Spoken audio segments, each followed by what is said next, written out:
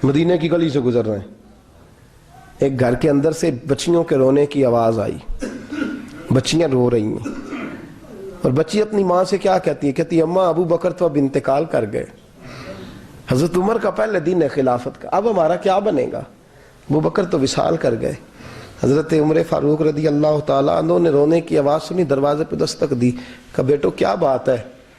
تو بچیاں کہنے لگیں عمر ہمارے ابا جی ہماری 10-15 بکریاں ہیں، تو ہمارے والد صاحب ان کا دودھ دھو کے بیچا کرتے تھے، گزارا ہو جاتا تھا۔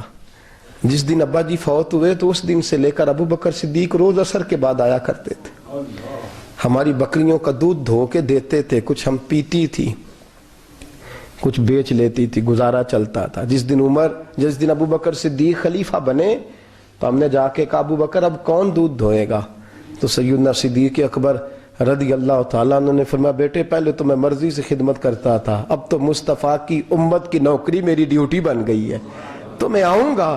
بچیاں رو رہی ہیں، حضرت عمر کو بتاتی ہیں، کہتی ہیں ابو بکر چلے گئے ہیں تو ہم پریشان ہیں، یتیم ہیں، لاوارث ہیں، بھائی کوئی نہیں، کون آئے گا، کون دیکھ بھال کرے گا؟ حضرت عمر فاروق گھٹنوں کے بل زمین پہ بیٹھ گئے، ان چھوٹی چھوٹی بچیوں کو سینے سے لگایا، فرمانے لگے میں ابو بکر کا کیا کروں، میرے لیے رستے بڑے مشکل کر گیا ہے، میں اس کے کس بادشاہ وقت ہو کے وہ غریبوں کے گھروں میں آ کے ان کی بکریوں کا دودھ بھی دوتا تھا، امیر المومنین ہو کے یہ رنگ بھی تھا۔ فرمایا بیٹیوں فکر نہ کرنا، جب تک عمر زندہ رہے گا، عمر آتا رہے گا، یہ نوکری کرتا رہے گا۔ کچھ دن بیتے تو حضرت عمر فاروق کو یاد آیا اوہو مدینے میں ایک بوڑھی اماں بھی رہتی ہے جس کا کوئی گھر کا کام کرنے والا نہیں، اور جس بی بی کا کوئی بال بچہ نہیں اور آنکھوں سے بھی وہ نابینی ہے۔ حضرت ابو بکر صدیق رات کے سناٹے میں جایا کرتے تھے، اس کے گھر میں جھاڑو دیتے تھے، یہ بادشاہ ہے، اس کی فقیری کا رنگ دیکھو، اس کو کنویں سے پانی بھر کے لا کے دیتے تھے۔ اور یہ لفظ آپ سنیں گے تو حیران ہو جائیں گے، اس بوڑھی اماں کے لیے نا ایک کونے میں گھر میں دور بار شیر میں ایک جگہ کھود دی تھی جہاں وہ بی بی پخانہ اور پیشاب کرتی تھی۔ امیر المومنین حضرت ابو بکر صدیق رات کو جاتے تھے اور اس کا وہ پخانہ وہاں سے اٹھا کے باہر پھینک کے آیا کرتے تھے۔ اس عورت نے پیغام بھیجا کہ عمر سے کہو میری بھی ڈیوٹیاں تو نہیں سر انجام دینی ہیں۔ عمر فاروق ساری رات کام کرتے، سناٹا گہرا ہوتا تو جھاڑو دبایا ہے بغل میں، اور عمر فاروق نکلے ہوئے اس بی بی کے گھر میں جھاڑو دیا جا رہا ہے۔ حضرت انس بن مالک فرماتے ہیں میں نے آخری عمر میں بھی اس بوڑھے عمر کو دیکھا ہے، اس بڑھاپے میں بھی میں نے اس شخص کو دیکھا ہے کہ جب وجود کمزور ہو گیا، داڑھی سفید ہو گئی، لیکن پھر بھی اس کا انداز نہیں بدلا۔ اس نے ساری زندگی بادشاہی میں فقیری کر کے گزار دی، یہ پھر بھی کسی کے گھر میں جھاڑو دیتا ہے، کسی کی بکریوں کا دودھ دھوتا ہے، یہ کسی غریب میرے دوست یہ۔ اور جب سیدنا فاروق اعظم رضی اللہ تعالیٰ عنہ خطبہ دینے بیٹھتے ہیں تو کپڑے پھٹے ہیں، پیوند لگے ہیں، مزاج سادہ ہے، بڑا مال آیا ہے، بڑا مال، لیکن تقسیم کر دیا، اور یہی انداز آگے اپنے گورنروں کو دیا۔ حضرت سعید بن عامر رضی اللہ تعالیٰ عنہ آپ کے گورنر ہیں، حمص کے گورنر ہیں۔ جب لسٹ آئی نا غریبوں کی، حضرت عمر نے کہا کہ حمص کے جتنے غریب لوگ ہیں ان کی لسٹ بنا کے بھیجو، ان کو چندہ لگانا ہے۔ تو 17ویں 18ویں نمبر پر حضرت سعید بن عامر کا نام بھی آ گیا، گورنر صاحب کا۔ تو حضرت عمر نے سوچا شاید کوئی اور سعید بن عامر ہے، فرمانے لگے یہ کون ہے؟ جس کی ڈیوٹی لگائی تھی اس سے کہنے لگے یہ سعید کون ہے؟ تو کہا حضرت جی ہمارے صوبے کا گورنر۔ تو فرمایا اس کی لسٹ فقیروں میں؟ فرمانے لگے پتہ نہیں آپ نے کیا رنگ بھر کے بھیجا ہے، مہینہ مہینہ یہ شخص درختوں کے پتے کھا کے گزارا کر دیتا ہے۔ یہ میں فرشتوں کی کہانیاں نہیں سنا رہا آپ کو، میں آپ کو جنات کی یا عالم بالا کی باتیں نہیں، اس دھرتی پہ بسنے والے، اس دھرتی پہ وقت گزارنے والے میرے رسول پاک کے تیار کردہ ہیرو کی باتیں عرض کر رہا ہوں۔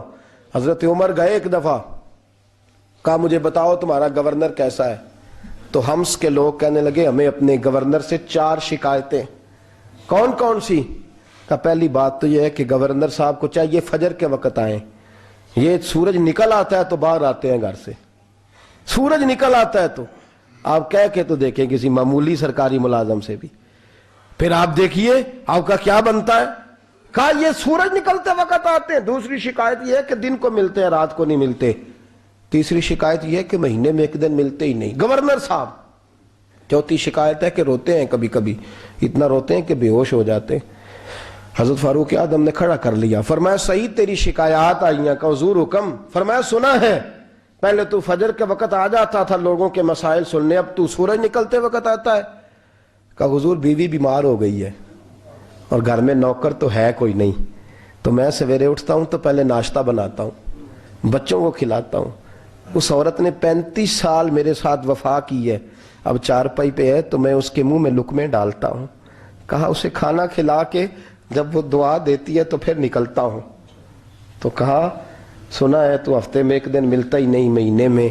کہنے لگے حضرت جی جب مدینے سے آیا تھا تو ایک کرتا اور ایک تامد ساتھ لایا تھا, مجھے آج 2.5 سال ہو گئے ہیں, میں نیا لباس نہیں خرید پایا. میں نے عرض کی میں اس دھرتی پہ بسنے والے لوگوں کی داستان سنا رہا ہوں.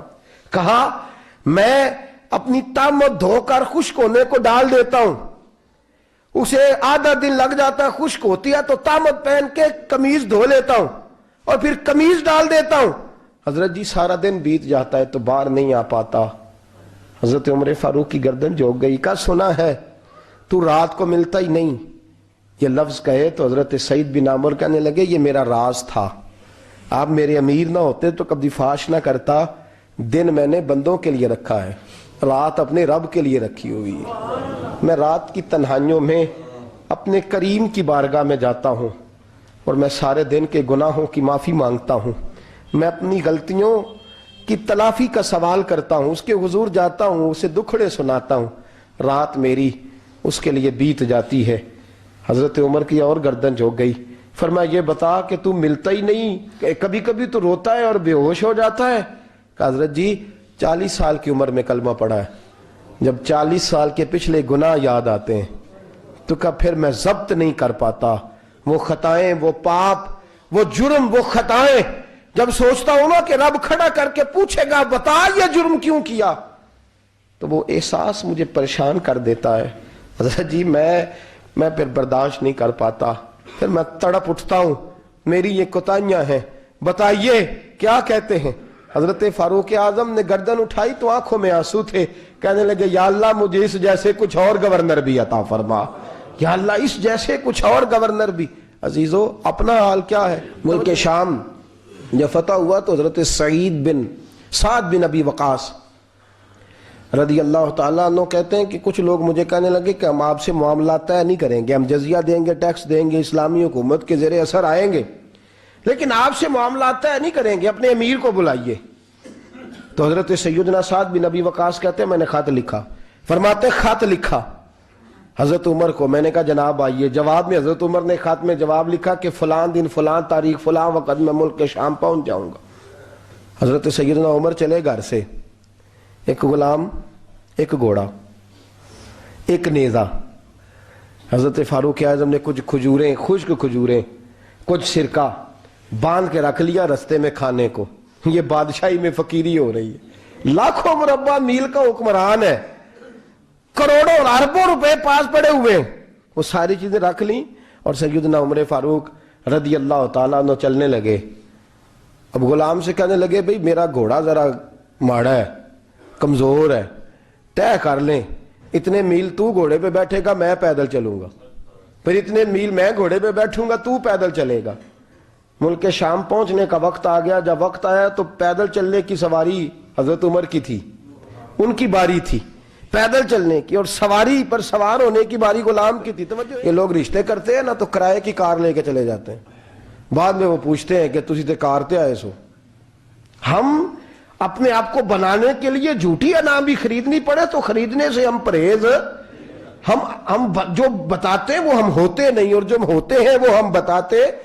حضرت سیدنا عمر فاروق رضی اللہ تعالیٰ عنہ سواری پہ غلام ہے, خود پیدل ہے, اور حال کیا ہے, بارش ہوئی تھی تو کچھ پانی کھڑا تھا, چھوٹے چھوٹے جوہڑوں میں چھوٹے چھوٹے تالاب بنے ہوئے تھے, پانی کھڑا تھا.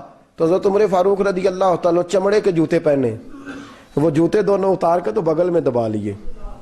حضرت سعد بن ابی وقاص فرماتے ہیں اسی بغل میں نیزہ رکھ لیا اور تامت تھوڑا اونچا کر لیا کہ پانی سے چلنا ہے. اور غلام کو گھوڑے پہ بٹھایا ہے اور گھوڑے کی لگام پکڑی ہے تو یوں پیچھے رکھی ہوئی ہے، اور حضرت سیدنا فاروق اعظم رضی اللہ تعالیٰ عنہ آ رہے ہیں۔ غلام کہنے لگا حضور لوگ دیکھ رہے ہیں، مہربانی کریں بیٹھ جائیں۔ فرمانے لگے نہیں، باری تیری ہے، تو ہی بیٹھے گا۔ اس نے کہا حضور نہیں، وہ تو ٹھیک ہے، کوئی باری فرض تو نہیں نہ ہو گئی، آپ مہربانی کریں آپ آ جائیں، ذرا لوگ آ رہے ہیں۔ فرمایا تمہیں کہا نا، غلام کہتا میں نے تیسری دفعہ کہا تو حضرت عمر نے جلال سے دیکھا، اور جناب عمر کا جلال تو زمین کانپنے لگ جاتی تھی۔ کہتے ہیں کہا حضور آپ آ جائیں، تو کہتے تجھے کہا ہے نا چپ کر کے بیٹھا رہے، کہتے ہیں میں گھوڑے پہ ہی کانپنے لگا۔ غلام اب حضرت سعد بن ابی وقاص کہتے ہیں سورج غروب ہو رہا تھا، شعائیں پانی میں پڑ رہی تھی، حضرت عمر پانی سے، میں نے غور سے دیکھا تو دوڑا گیا، جا کے نا بچے نہیں مشورہ دیتے ابا جی کو، ابا جی انج نہیں کری دا، دور بدل گیا جے، کہتے میں دوڑا گیا اور جا کر کے حضرت سیدنا عمر فاروق کو کہا حضور مہربانی کریں، ٹھیک ہے آپ کی درویشی سے کون آگاہ نہیں، وزیر کھڑے ہیں، سفیر کھڑے ہیں، بڑے بڑے عمرا، بڑے بڑے ملکوں کے حکمران ہیں، آپ مہربانی کریں یہ تم ذرا نیچا کریں، اور جوتا پہن لے، اگر خراب ہو گیا تو اللہ نیا بھی دے دے گا، اور مہربانی کریں ذرا غلام کو کہیں نیچے آ جائے۔ حضرت عمر کہنے لگے تمہیں کیا تکلیف ہے؟ کہا حضرت جی وہ وزیر مشیر کھڑے ہیں، یہودی ہیں، عیسائی ہیں، نجرانی ہیں، وہ بڑے بڑے مذاہب کے اور بڑے بڑے ملکوں کے ہیں، آپ کا بڑا نام سنا ہے۔ حضرت سیدنا سعد بن ابی وقاص فرماتے ہیں میرے ساتھ اتنا ترش رویہ حضرت عمر کا پہلے کبھی نہیں ہوا، کہتے ہیں ماتھے پہ شکن آیا اور کہنے لگے تجھے تیری مار ہوئے، ان 4 لوگوں کے لیے میں اپنے نبی کا طریقہ چھوڑ دوں، ان 4 دنیا داروں کے لیے نبی پاک کا طریقہ چھوڑ دوں؟ فرمانے لگے سر سے پگڑی اتاری حضرت عمر نے جلال میں، فرمانے لگے میرے سر پہ جو بال ہے نا یہ مجھے کسی دنیا دار نے نہیں دیے، یہ ساری عزتیں مجھے آمنہ کے لال نے عطا فرمائی ہے، اور میں ان محبوب کا طریقہ ان 4 لوگوں کی خاطر چھوڑ دوں؟ فرمایا قرآن کہتا ہے ان اللہ یأمر بالعدل والاحسان، جب میں نے خود عدل کا تقاضا یہ رکھا ہے کہ کبھی وہ بیٹھے گا کبھی میں بیٹھوں گا، باری اس کیا تو میں کیسے بیٹھ جاؤں؟ حضرت سعد بن ابی وقاص فرماتے ہیں اسی درویشی میں سلام اس پر کہ جس نے بادشاہی میں فقیری کی، کہتے ہیں اسی درویشی میں حضرت عمر پہنچے تو جو پہلے ڈرا کرتے تھے جب حضرت عمر آئے تو انہیں کامتے بھی دیکھا، روب اور بڑھ گیا، ان کے دلوں کے اندر حضرت عمر کا دبدبا اور بڑھ گیا، اور میرے کانوں میں کہنے لگے سعد پہلے سنا تھا لیکن دنیا سچی کہتی ہے، جو حال محمد اور محمد کے غلاموں کا ہے صلی اللہ علیہ، وہ دنیا میں دوسرا کوئی حاصل کر سکتا؟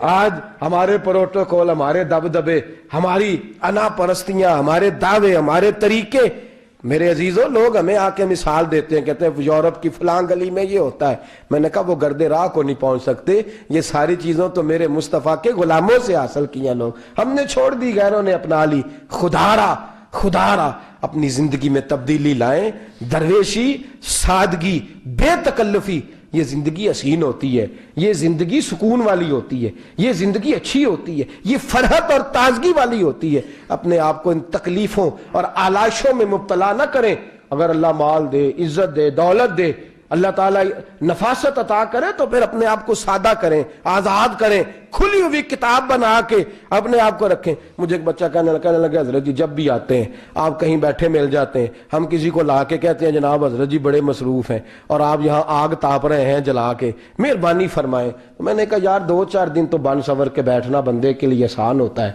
سارا دن ملمہ سازی کر کے رکھنا اتنا آسان کام، تو ویسے بھی بندہ جو ہو وہ نظر آئے تو اس کے لیے زیادہ بہتر ہوتا ہے، جو ہو وہ دکھائی دے، وہ زندگی آسان ہو جاتی ہے، بہتر ہو جاتی ہے۔ اور ویسے بھی جو کھلی ہوئی کتاب ہوتی ہے اس میں لوگ مشکوک نہیں ہوتے، جو بندی ہوئی ہوتی ہے نا اس میں لوگوں کو خبر نہیں ہوتی کہ نہ جانے یہ کیا معاملہ ہے۔ میرے عزیزوں اپنے آپ کو بے تکلف بنائیں۔